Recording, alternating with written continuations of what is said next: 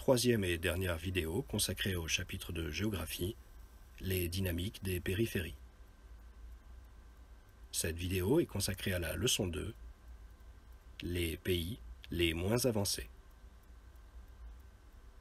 En problématique, nous nous demanderons quelles sont les difficultés des pays les moins avancés. Nous avons vu à quel point les situations pouvaient être différentes parmi les pays émergents. Bien plus précaires que les pays émergents, il existe les pays les moins avancés, les PMA.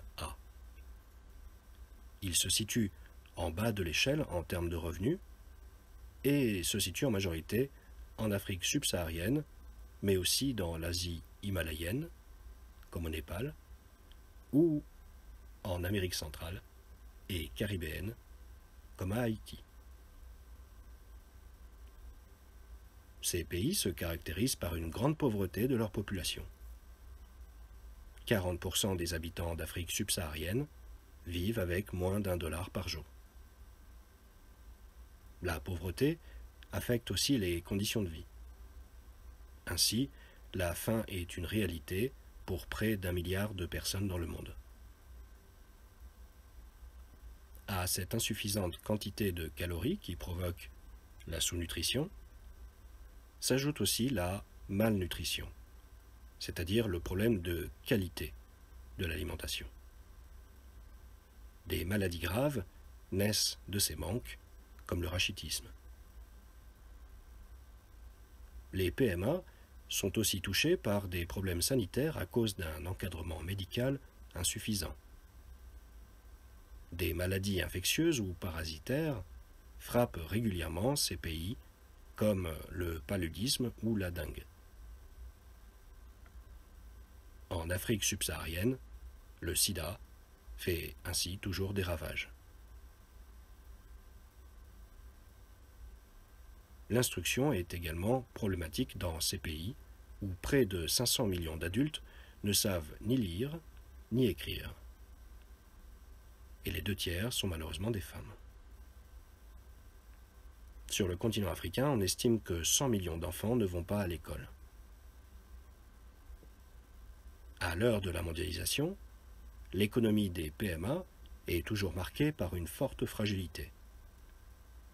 Ils sont encore largement tournés vers le secteur agricole, avec une agriculture vivrière qui vise uniquement à nourrir la population locale, ou une agriculture commerciale dont l'objectif est d'abord d'exporter les productions vers l'étranger.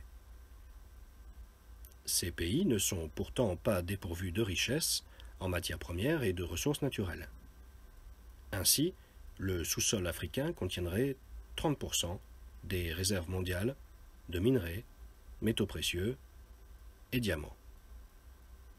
Mais la pauvreté persiste à cause de la corruption et de la mauvaise répartition des richesses produites.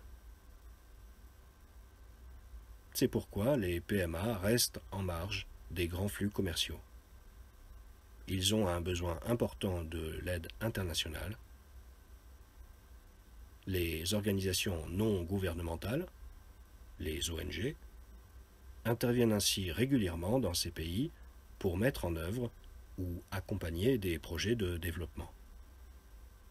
Pauvres malgré leur richesse, les PMA restent des pays dominés par les centres du monde et demeurent en périphérie de la mondialisation.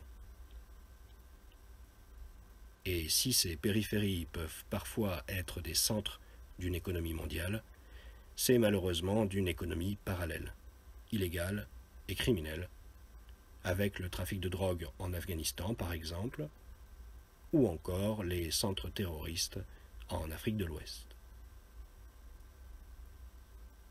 Ainsi, entre pays émergents et PMA, les écarts sont considérables. Ce qui amène depuis peu à parler des Suds plutôt que du Sud pour qualifier cet espace mondial en pleine mutation.